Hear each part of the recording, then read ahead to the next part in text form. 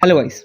Iran के पास खुद का कोई नेविगेशन सिस्टम नहीं है, जैसा कि इंडिया के पास खुद का नेविक सिस्टम है, यूएस के पास खुद का जीपीएस है। तो फिर ये बताइए, ईरान ने जो भी अटैक किया था इजराइल पे 150 से ज़्यादा क्रूज एंड बैलिस्टिक मिसाइल्स के साथ, ये सब मिसाइल्स वर्क कैसे करती हैं? इन्हें पता कैसे चलता है कि कहाँ जाना है, कैसे जाना है, किधर जाना है?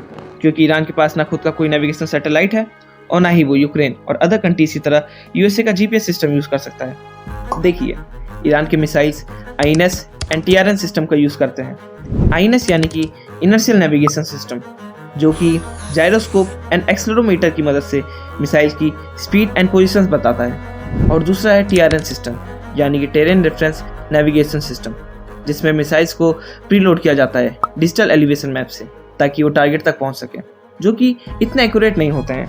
और इसी कारण जो भी मिसाइल इन सिस्टम का यूज़ करते हैं उनका पाथ फिक्स रहता है। वो हमारे ब्रह्मोस की तरह 90 डिग्री मुड़कर पूरा पाथ चेंज करके पाकिस्तान जैसी कंट्री को हिट नहीं कर सकते हैं। और इसी कारण इजराइल और उसके एलाइज इतने सफल रहे इस अटैक को रोकने में, क्योंकि इन सब मिसाइल का पाथ फिक्स था।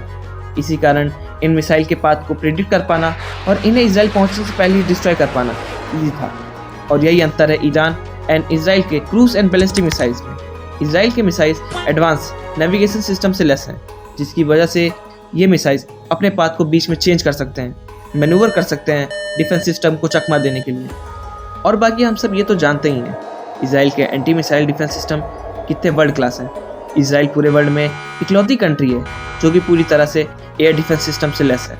आईडीएफ यानी कि Israel defence force multi layer defence system का यूज़ करती है, जो कि 5 लेयर में है। अगर कोई मिसाइल एक डिफेंस सिस्टम से बच जाता है तो फिर दूसरा डिफेंस सिस्टम रेडी है उस मिसाइल का स्वागत करने के लिए। देखिए, सबसे पहला है एरो डिफेंस सिस्टम, जो कि इजराइल एंड यूनाइटेड स्टेट ने मिलकर डेवलप किया था for long range ballistic missile. Arrow defence system की रेंज 2400 किलोमीटर है, जिस कारण ये सिस्टम बैलिस्टिक मिसाइल्स को स्पेस में ही डिस्ट्रॉय कर सकता है। फिर आता है डेविड स्ट्रिंग सिस्टम, जिसकी रेंज इजराइल के हिसाब से 400 किलोमीटर है, जो कि आराम से advance drone and cruise missiles को टारगेट कर सकता है।